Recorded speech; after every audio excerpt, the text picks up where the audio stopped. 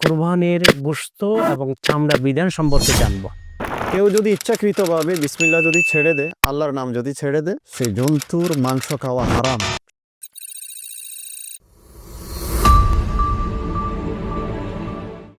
আসসালামু আলাইকুম ওয়া রাহমাতুল্লাহি ওয়া বারাকাতুহু। সুপ্রিয় দর্শক, দেশে বিদেশে যারা আমাদের সাথে রয়েছেন, মানাহিল টিভির পক্ষ থেকে স্বাগতম। আজকে সংশোধনের মধ্যে আছি আমি, ডক্টর মুফতি হুমায়ুন কবির, সহযোগী অধ্যাপক, আরবি বিভাগ, চট্টগ্রাম বিশ্ববিদ্যালয়। আমাদের সাথে আজকে অতিথি হিসেবে রয়েছেন আল জামিয়াতুল আহলিয়া দারুল উলুম মুঈনুল ইসলাম হাটহাজারীর সম্মানিত মুহাদ্দিস, উলুমুল হাদিস বিভাগের প্রধান ডক্টর নুরুল আফসার আজহারি, বারাকাল্লাহু ফি হায়াতি।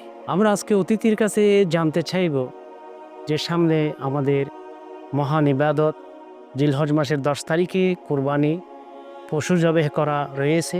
এই পশু জবেহ করার পদ্ধতি সম্পর্কে আমরা জানব এবং কুরবানির গোশত এবং চামড়া বিধান সম্পর্কে জানব। ধন্যবাদ। প্লিজ। আলহামদুলিল্লাহি রাব্বিল আলামিন ওয়াসসালাতু ওয়াসসালামু আলা আশরাফিল আমবিয়া ওয়াল মুরসালিন সাইয়্যিদিনা মুহাম্মদ ওয়া আলা আলিহি ওয়া সাহবিহি আজমাইন, আম্মা বাদ। দেশে বিদেশে যেখান থেকে দেখছেন সবাইকে জানাই আন্তরিক মোবারকবাদ। আজকে আমাদের আলোচ্য বিষয় হলো কোরবানির জন্তু জবে সংক্রান্ত আলোচনা এবং মাংস বন্টন সম্পর্কে আলোচনা এবং জন্তুর যে খাল আছে সেটা সংক্রান্ত আলোচনা, যে চামড়া আছে চামড়া সংক্রান্ত আলোচনা। আমরা সকলেই জানি যে আজ 7 তারিখ 2025 বাংলাদেশে জিলহজের চাঁদ উদিত হয়েছে। 10ই জিলহজ আমরা কোরবানি করব ইনশাআল্লাহ তাআলা। জবে শুদ্ধ হওয়ার জন্য একাধিক শর্ত। 1 নম্বর শর্ত হলো যিনি জবেহ করবেন উনি মুসলমান হতে হবে। 2 নম্বর শর্ত হলো আল্লাহ তাআলার নামে জবেহ করতে হবে। কেউ যদি ইচ্ছাকৃতভাবে বিসমিল্লাহ যদি ছেড়ে দেয়, আল্লাহর নাম যদি ছেড়ে দেয়, সেই জন্তুর মাংস খাওয়া হারাম, সেই জন্তু হারাম হয়ে যায়, কারো জন্য সেটি খাওয়া জায়েজ নয়। এবং একটি জন্তুকে যদি একাধিকবার জবে করা হয় তাহলে একাধিকবার আল্লাহর নাম নিতে হবে। উদাহরণস্বরূপ মসজিদের ইমাম সাহেব জন্তু জবে করে চলে গেছে, জন্তু দাঁড়িয়ে গেছে, এরপর কসাই পুনরায় তাকে আবার ফেলে জবে করেছে, তাহলে কসাইকে পুনরায় বিসমিল্লাহ বলতে হবে। উনি যদি বিসমিল্লাহ আল্লাহর নাম না নিয়ে ইচ্ছাকৃতভাবে যদি বিসমিল্লাহ ছেড়ে দেয় কসাই, তাহলে সেই জন্তুর মাংস খাওয়া হারাম হবে। তাহলে একটি জন্তুকে একাধিকবার যদি জবে করা হয় তাহলে একাধিকবার আল্লাহর নাম নিয়েই জবে করতে হবে। কেউ যদি ইচ্ছাকৃতভাবে আল্লাহর নাম ছেড়ে দেয় সেই জন্তুর মাংস খাওয়া হারাম। 3 নম্বর, জবে শুদ্ধ হওয়ার জন্য 4টি রগ কাটা যাওয়া শর্ত। কমপক্ষে 3টি কাটা যেতেই হবে। খাদ্যনালী, শ্বাসনালী আর 2 পাশের 2টি মোটা রগ আছে। এই 4টি রগ থেকে যে কোনো 3টি রগ কাটা যেতে হবে। যদি কাটা না যায় তাহলে জবে হালাল হবে না এবং সেই জন্তুর মাংস খাওয়া হালাল হবে না। নিজের জন্তু নিজে জবে করা এটা উত্তম। যদি নিজে জবে করতে সক্ষম না হয়, সে যদি ভয় পায় জবে করতে বা জবে করতে পারে না, মসজিদের ইমাম সাহেব বা মুয়াজ্জিন সাহেব জবে করেছে, তাহলে উত্তম হলো যেখানে জবে হচ্ছে জবেহ কালে জবেহের স্থানে সে উপস্থিত থাকা।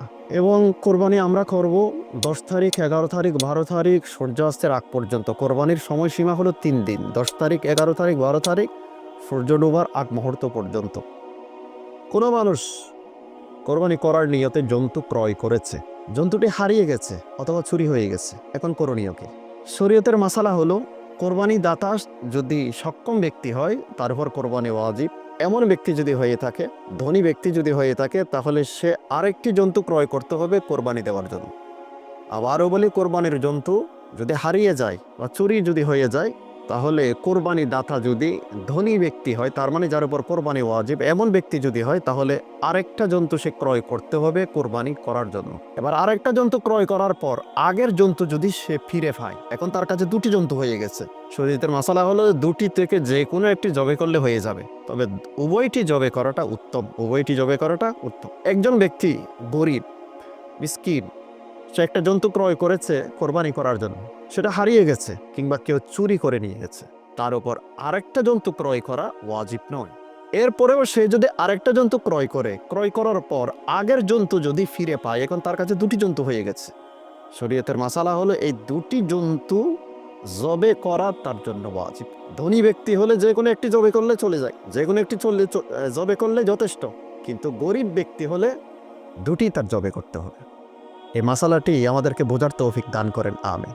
মোহতারাম হাজিরিন, সুপ্রিয় দর্শক যে যেখান থেকে দেখতেছেন, আরেকটা মশালা না বললেই হয় না। কোনো ব্যক্তি জন্তু ক্রয় করেছে জবে করার জন্য, কিন্তু সময় চলে গেছে, 12 তারিখ সূর্যাস্ত হয়ে গেছে, এখনো পর্যন্ত জবে করতে পারেনি, কোনো কারণে সে জবে করতে পারেনি, তাহলে তার দায়িত্ব হচ্ছে সেটা সৎকা করে দেওয়া। যদি সে সূর্যাস্তের পর জবে করে, 12 তারিখ সূর্যাস্তের পর যদি জবে করে বা 13 তারিখ যদি জবে করে, তাহলে মাংস সৎকা করে দিতে হবে। 3 দিনের ভিতরে জবে করতে হবে। 3 দিন পেরিয়ে গেছে, 12 তারিখ সূর্যাস্ত হয়ে গেছে, এরপর যদি জবে করে তাহলে মাংস সৎকা করে দিতে হবে। এবং এই মাংসের মূল্য যদি এখন গরুর মূল্যের চেয়ে যদি কম হয়, যে পরিমাণ কম হয়েছে সেই পরিমাণ টাকা নিজের পকেট থেকে সৎকা করতে হবে। উদাহরণস্বরূপ একজন ব্যক্তি 1 লক্ষ টাকা দিয়ে একটা গরু ক্রয় করেছে, 10, 11, 12 তারিখের ভিতরে সে জবে করতে পারেনি, কোনো কারণে জবে করতে পারেনি। 13 তারিখ এসে গেছে, এখন সেই জন্তুটাকে জবে করেছে। জবে করলে তার মাংস সৎকা করে দিতে হবে। এখন দেখা গেল যে মাংসের মূল্য হলো 80,000 টাকা, গরু কিনেছে কত দিয়ে?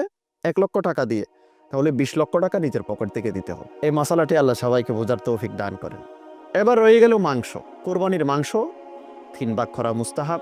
1 ভাগ নিজের জন্য, আরেক ভাগ আত্মীয় স্বজনের জন্য, আরেক ভাগ গরিব মিসকিনের জন্য।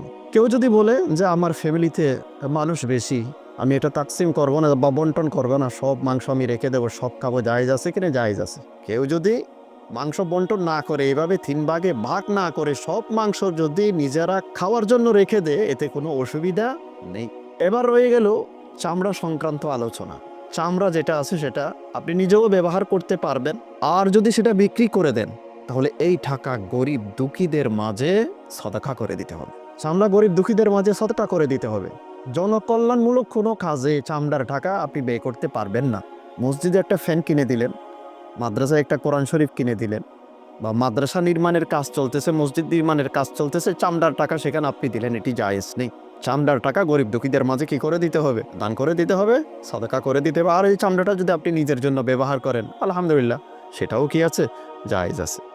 আল্লাহ পাক রব্বুল আলামিন যা কথা বলা হয়েছে সবাইকে বোঝার, আমল করার তৌফিক দান করেন। ও আখিরু দাওয়ানা আনিল হামদুলিল্লাহি রাব্বিল আলামিন। খুব সুন্দর আলোচনা করেছেন আল জামিয়াতুল আহলিয়া দারুল উলুম মুঈনুল ইসলাম হাটহাজারী সম্মানিত মুহাদ্দিস ডক্টর নুরুল আবসার আজহারি বারাকাল্লাহু ফি হায়াতি। তিনি আমাদের সামনে জবে করার পদ্ধতি নিয়ে আলোচনা করেছেন। আরেকটি বিষয় এখানে জেনে রাখা আমাদের প্রয়োজন, সেটা হলো নিয়ত করতে হবে কার পক্ষ থেকে জবে করতেছে। এখানে মালিকের নিয়তে প্রাধান্য। যিনি জবে করতেছে ইমাম সাহেব বা কোনো পরিচিত, সে যদি ভিন্ন কারো নিয়ত করে, মালিকের নিয়তেই প্রযোজ্য হয়ে যাবে। আর গোশতের ব্যাপারে তিনি চমৎকার আলোচনা করেছেন। এখানে আরেকটা বিষয় আমাদের লক্ষণীয়, যে গোশত কসাইদেরকে আমরা দিয়ে থাকি, তা মজুরি হিসাবে দেওয়া জায়েজ হবে না, এটা হাদিয়া হিসাবে জায়েজ হবে।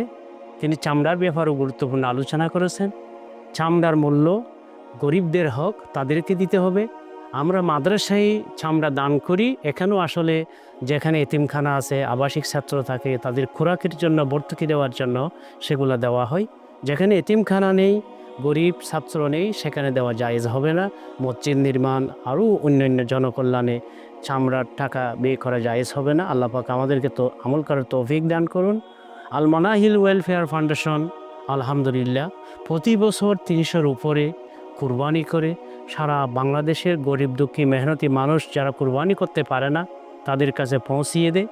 আপনারা যারা বিদেশে আছেন, প্রবাসে আছেন, বা দেশে থাকলেও করতে পারছেন না পরিবেশের কারণে, মানাহিলের মাধ্যমে গরিব দুঃখী মেহনতি মানুষের কাছে আপনার মাংস পৌঁছে দেওয়ার উত্তম ব্যবস্থা রয়েছে। আল্লাহ পাক আমাদেরকে তৌফিক দান করুন। এতক্ষণ পর্যন্ত আমাদের সাথে থাকার জন্য আপনাদেরকে অশেষ অশেষ ধন্যবাদ। আসসালামু আলাইকুম ওয়া রাহমাতুল্লাহি ওয়া বারাকাতুহু।